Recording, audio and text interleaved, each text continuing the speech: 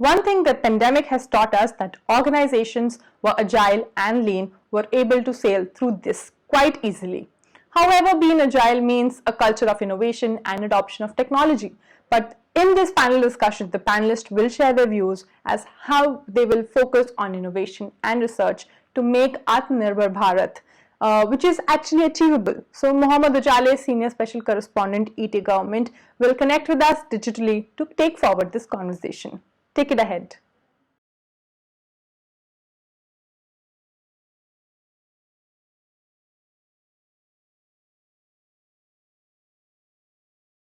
Hello and welcome to ET Government National PSU Virtual Summit. As we know that PSU over the last 4 months has done a lot of work, and in this pandemic time they have played immense role. And in these difficult time, the role of technology has also played quite well. And most of the PSU which had some sort of already existing IT infrastructure, they were able to use it quite well, and that is why they have been able to sail through this pandemic. In this special panel discussion, today we are going to discuss about creating climate of innovation by strengthening technology adoption. And to take this discussion forward, today I am joined by very eminent technology leaders from PSU, the leaders from public sector organization, Ms. Revati Mazumdar, Chief Executive Officer and Executive Director, Goa Electronics Limited, Mr. Sanjay Mukherjee, Executive Director, Projects, Engineers India Limited, Air Commodore T.A. Dayas Sagar, Executive Director, Operation and Technology at Pawan Hans Limited, and Mr. Manoj K. Jawar, Director, Commercial at Madhya Pradesh Paschim Kshetra Vidyut Vitran Nigam. Before taking too much time, I'll come to Ms. Majumdar. Ma'am, last 4 months for most of the PSU have been challenged. And it's not only the PSU, for all the organization, be it private organization or a corporate, for everybody last 4 months has been quite challenging. And people are trying to actually ensure that whatever the business continuity they can ensure, they are able to do that. So can you share as to how you managed the last 4 months, what kind of technology, what kind of innovation you did in this pandemic time? Hello, everyone. And it is, first of all, a great pleasure to be among all of you all, the who's who of the PSU sector. And I always feel that this is one fraternity which has been immensely kind of supporting all the economy at large. And of course, it's like the backbone of the government to run the whole country. So, well, coming to your point, Moma, that in the last 4 months, the pandemic particularly, uh, we noticed one important thing that through the pandemic, we all realized that uh, data is God at the end of the day. Because in every management sector of the pandemic, we all, I felt, were struggling with getting data extensively to make policies, to implement procedures, to put in SOPs in place. So obviously, we realized that having a unified framework of data, which can be culled at the right moment and we can make good decisions at the right moment, is very important. Being an IT corporation or PSU, we had a lot to do during this pandemic. Whether it was the migration of the laborers from one state to another, which was a huge task, or it was the revival of the whole economy, because participation from all of the community was a must in this case. Varied sectors. The most important sector was the pandemic management itself. How many beds, how many PPPs available, how many doctors, how many are on duty. It was a huge, huge structure to be put in place. So these all initiatives came very drastically in a short period of time. Pushing it through and making it live was a major, major challenge. But I think we all got through it in a very good way. Right. I think, ma'am, you mentioned very interesting thing, which most of the government officer at the center also felt that while managing pandemic, especially from the labor management point of view, when the reverse migration was happening, I mean, we were not sure as how many, migrant are living where, because we have never indexed and we have never defined actually who is the migrant. Migrant. And that was the biggest challenge. So taking on that, I'll move to Mr. Dayasagar. Sir, you come from an organization which is into commercial aircraft.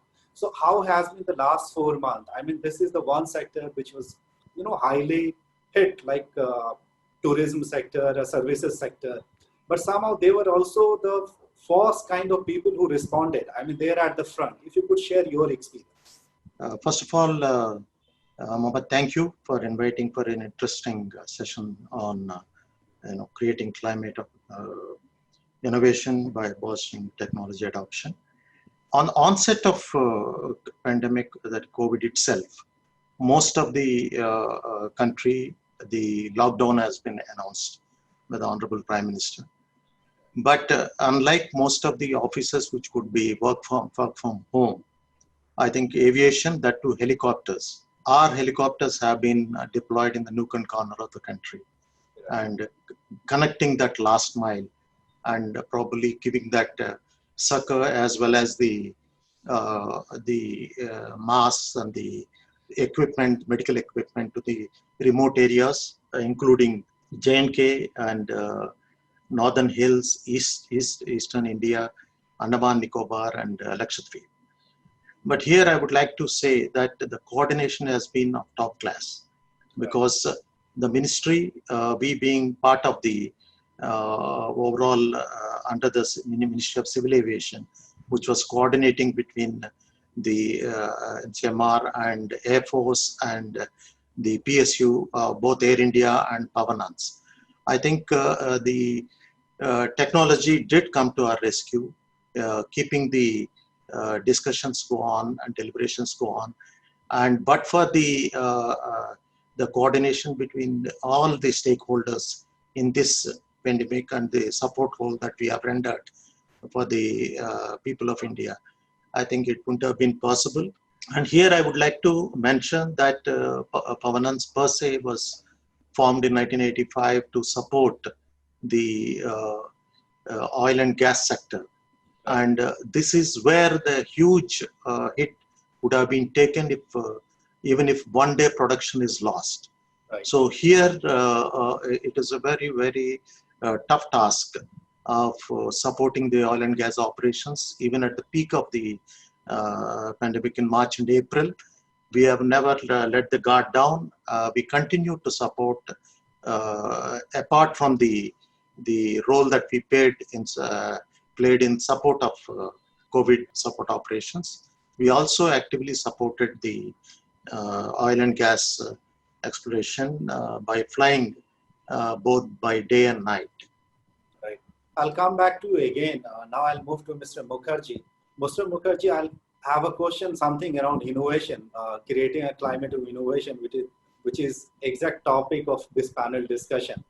I mean, everything. I mean, what we have noticed is organization, be it a public sector or any organization, which was available in agile and had, integrated system in place that they were able to sail quite easily. They were able to use VPN, they were able to use some other technology and were able to ensure, the supply chain continuity as well as their employee management quite well.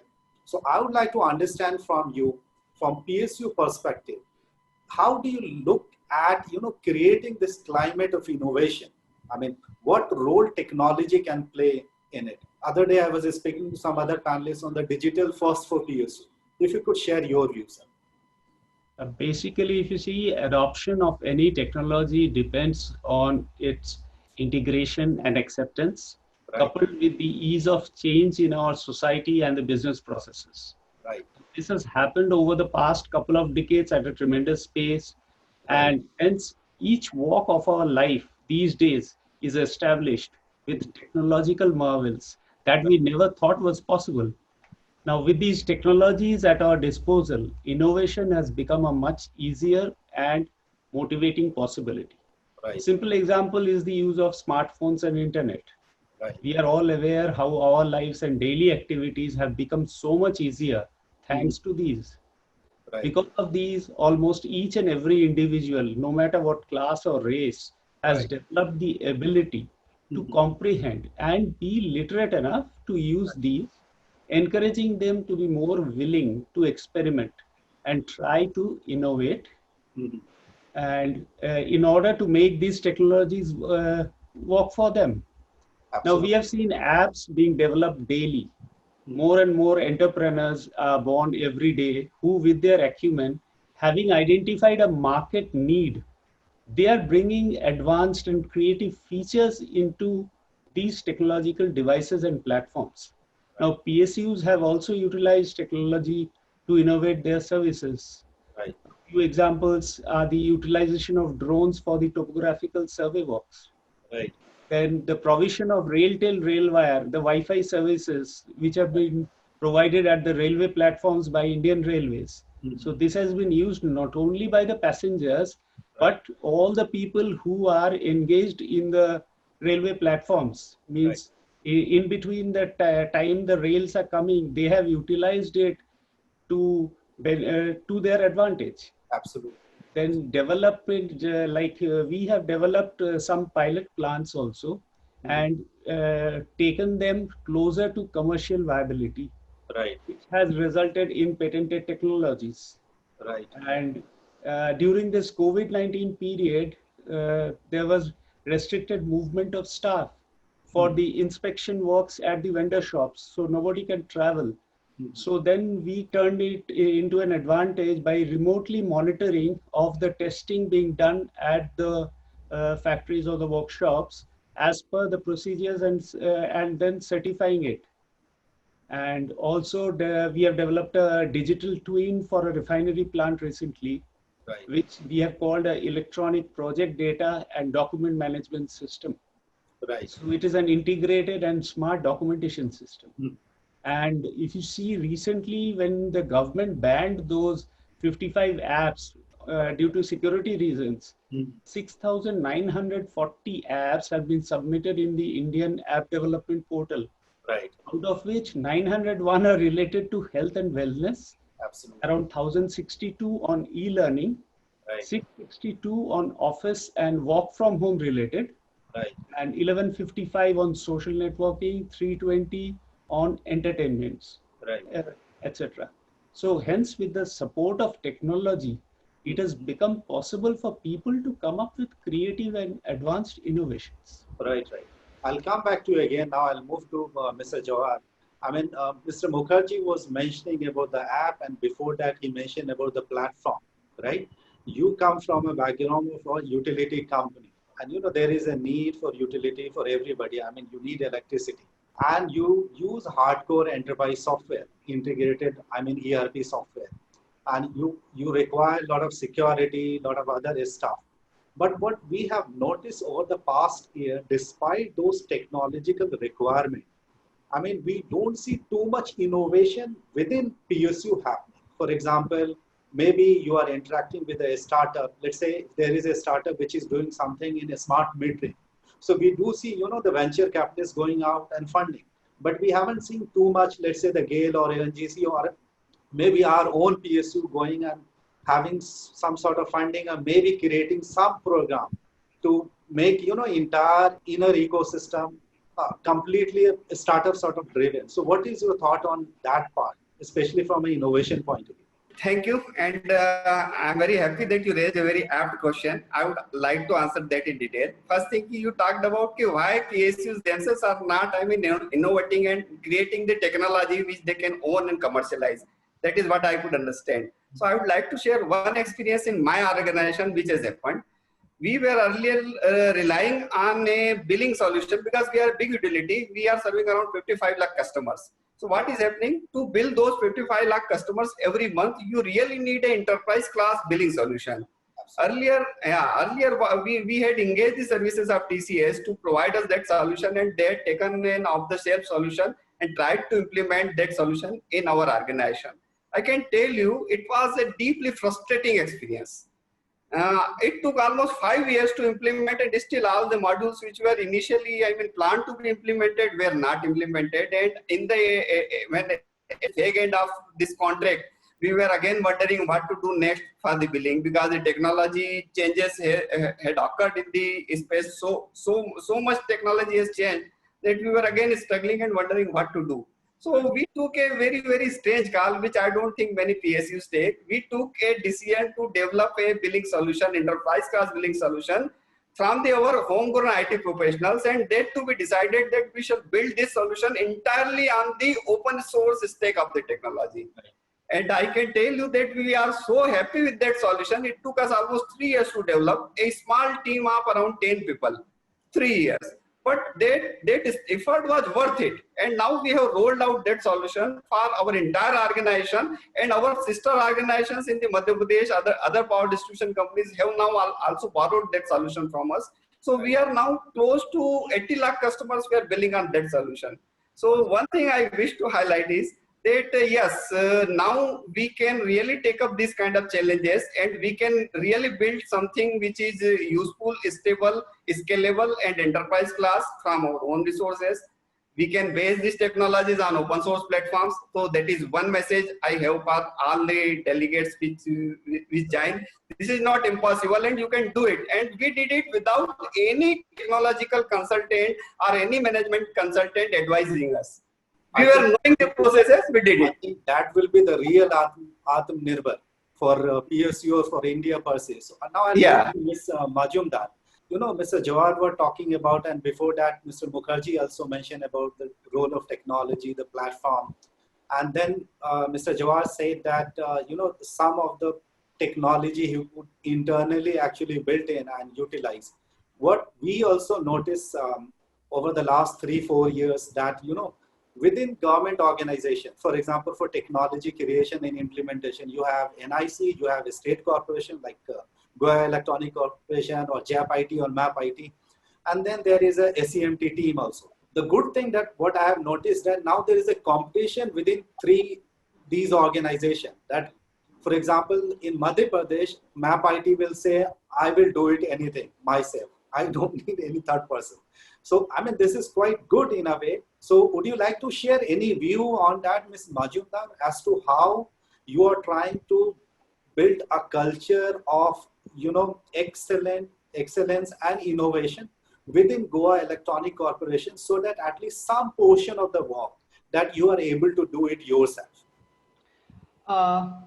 See, specifically, what I feel is that this concept of innovation, it particularly is about bringing ideas to play Right. in action, ideas. And bringing ideas to action is not, though we are very good at it, on the global index of innovation, our country has moved from 85 in 2015 to almost 52 now ranking. Majority, like Mr. Mukherjee also said, the pandemic has been a period where we have got immense innovations happening. Right. Something as small as a pedal pushed hand sanitizer being innovated, Right. to the IR based, AI based, temperature control, access control systems, which are huge. So innovations at all levels are happening, particularly at the PSU level. This thing requires a complete infrastructure. When you say you have to build an ecosystem which supports innovation, Right. you require finances, you require the capital manpower to it, and most of all, you require that mindset to put aside an amount of finance and a resource to do innovation. Absolutely. Normally what is happening is innovations are happening due to the requirement. As we say, necessity is the mother of all invention. Of course it is, but it should not always be that we go ahead only when there is a necessity. Right. I strongly feel that there is a very dire necessity that we have this kind of a culture, and we can do it in the PSUs. We can have a set kind of a budget every year for only these kind of activities, which has to be done by each and every organization. As I said, during the pandemic, we all did a lot. NIC in Goa, we in Goa, migrating so many things, laborers, the vehicle management, all of this was new to all of us to do. Kind of analyzing, mining so much data, but all of this was, I will still say, ad hoc, Right. not in a very planned innovation, but we should do it now. That's what. Right.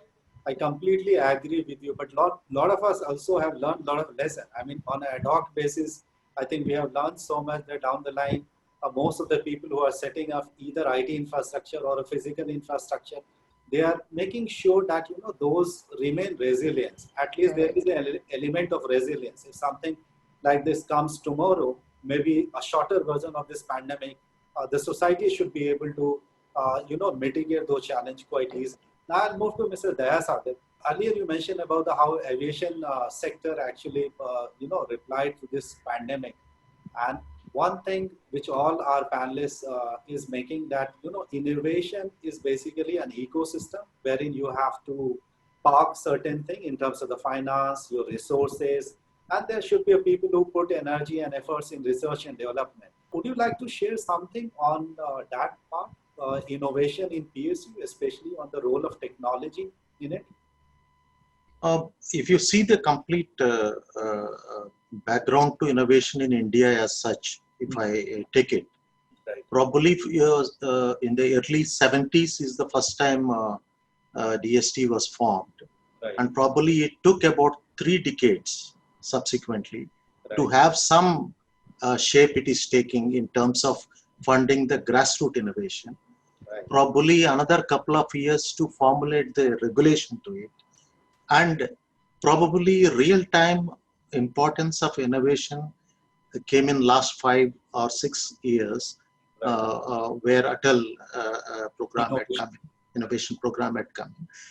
So if you see the recent Niti Aayog objectives, if you see, it clearly indicates that objective says that our institutions and organizations should figure in the top 100, Right. which means we are not in top 100. Absolutely. One. The next one is that we need to have quality products coming out in the interest of the nation. Okay, so in large, the expenditure per se, they were targeting it at 2% by Right. 2023, if I am not wrong. Mhm. Presently, it is at 0.7. Right. So, and very interesting statistic that has come out in that report by Niti Aayog is that 0.7 is the government or a PSUs which Right. are spending, and a private industry is surprisingly is much lower. Right. So I'm pleased to share this with my co-panelists, Right. that we are not too badly off, that PSUs are not putting efforts into innovation. Right. Now coming back to the innovation, will it come voluntarily? The CSR never came voluntarily. Absolutely. It has been imposed upon. Right. Similarly, I'll go back to a Flight Safety International in 2016 when there was a report on the helicopter accidents. Mhm. And there is a SMS, Safety Management System program. They have set out certain targets, how to reduce. Right. And it was voluntarily to be adopted. Probably no one adopted it. Right. Till the time some of the countries which were serious about reducing the accident rates, like for example our own DGCA has said it is compulsory. Right. From 2015-16 they made it compulsory. Right. So that's how we have implemented, and the accidents rates not only globally but in India it has come down. Now coming to the organizations itself, for example ONGC, because we deal in offshore, which is a very challenging flying that we do. Okay, adapting the technology is all about today. We are doing night VFR, visual flight rule operations in decks. Right. Whereas globally we do instrument landings, Right. even in decks. So it requires a lot of capital investments and governmental infrastructure investment in terms of surface infrastructure into navigation and other aspects. So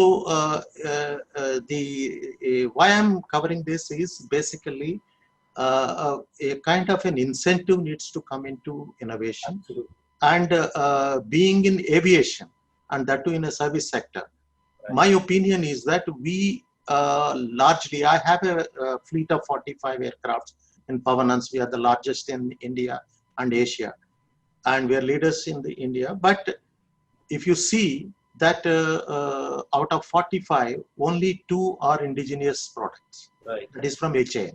Right. That is also, we have taken initiative and we have adapted this indigenous product, which is largely flying in the military, but very few are in the civil registered Right. advanced light helicopter. Drus, we are flying 2 of them. We are waiting for the third one. And while we do this, if you see that means 95% of my assets are imported, number one. And I largely depend on my MRO and the overall and repairs on across the Indian shores. So what am I able to do, in-house? Right. Probably a robust management system, Right. ERP plus material and human resource and my maintenance management, rostering managements. Right. And I'm happy to inform that in 2010 itself, Pavanans has a robust system, Right. which was an initiative by the company in collaboration with the TCS that time, Right. where globally they adopted proven softwares Right. to manage aviation. I think we are one of the first ones to take initiative and adapt a in-house innovation and the Indian company. So largely, I feel that there is all partially some work going on Right. in terms of investing in innovation. Right. But I feel it is not good enough. We can do much more. Yes, yes, absolutely. I'll come back to you again.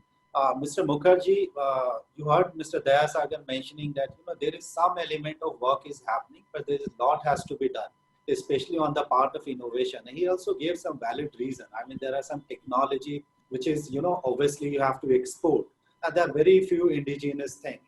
And since Honorable Prime Minister has given the call of making India Atmanirbhar, and there is a lot of focus on Atmanirbhar Bharat, and I mean, a lot of messaging is happening. In your view, what is the role of innovation and technology? I mean, if you have to make anything Atmanirbhar, anything indigenous within India, what kind of focus we need to put in, especially on the innovation part, which is a very long journey, and creating our own products. Let me talk a bit about history also. Right. Now, the COVID's impact on the economies around the world has specifically highlighted the importance of being self-reliant for any country. Right. Now, with the easing of the lockdown restrictions and the resumption of several businesses, it is now time for serious reforms that will make the country self-reliant, especially in the areas that need serious intervention such as manufacturing, retail, agricultural, and technological reforms. Right. Now, technology is catalyzing the way these reforms are shaping up. Right. Even during the lockdown, technology played a significant role in ensuring the continuity of business and encouraging the offline retailers to adapt to stay relevant. It is also important to note that in the future, technology will play the role of enabler for many sectors. Now, measures undertaken in these sectors will create a conducive atmosphere for new investments, which in turn will play a key role in kickstarting the economy of an Atmanirbhar Bharat that will propel us through this turbulent phase. Now, PSUs have been the backbone of our country's economy ever since independence. Right. They have been instrumental in developing the core infrastructure of our country and thereby giving all other businesses leverage to build upon. Right. The very reasoning of creating the PSUs in the first place was to reduce dependencies on foreign goods and services. Right. So the very essence of a PSU is in fact to inculcate self-reliance for the country. Absolutely. Now, PSUs are therefore already an integral part of India, literally acting as extensions of the government in almost every sector. Right. And if these PSUs are given the necessary technological prowess, remarkable feats and innovations are expected to be accomplished. Now, in the field of oil and gas projects, around 40 years back, local products used to be only around 10 to 15%. Right. Presently, it has increased to more than 90%. So a lot of local products are being utilized in all these projects. So that has saved a lot of foreign exchange for the country. Unfortunately, India may well have missed the bus in many of these technologies in which US, Europe, and China have established, Right. perhaps some insurmountable leads.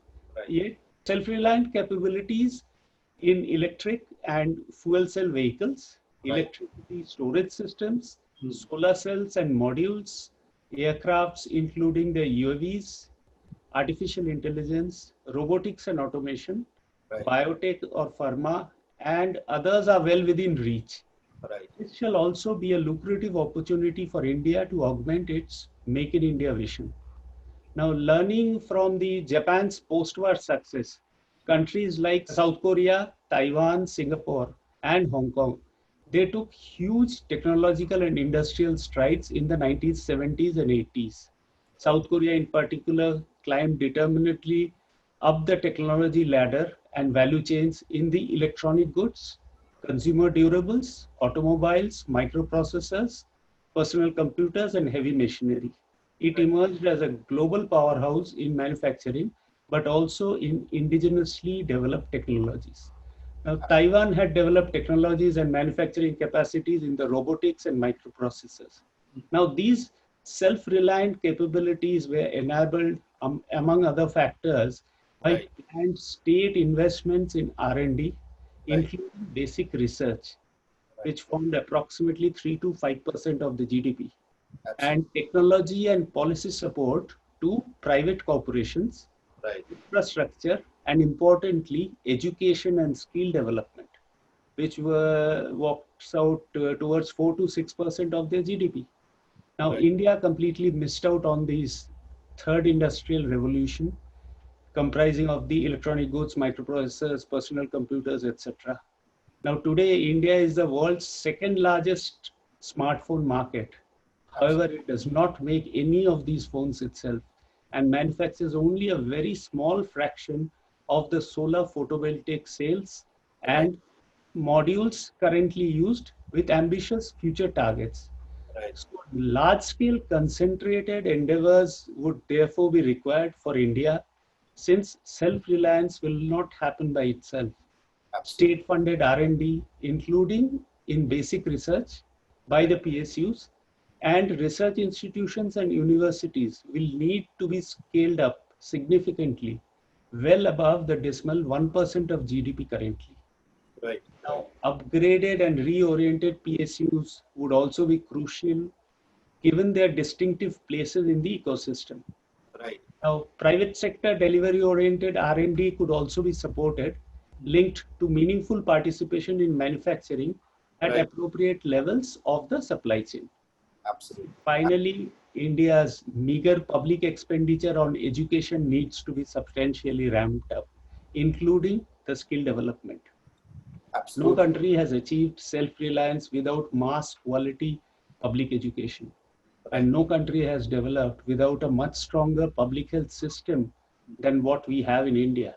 Right. So therefore, the need to demonstrate India's self-reliance in all of the industries and in this globalized world rests heavily on the shoulders of these PSUs. Right. Can be catalyzed with the help of technological advances as the platform for brewing innovations. So Absolutely. that's how only we can achieve the Atmanirbhar Yes. status. Right. Absolutely. I agree with you on a lot of point that you mentioned.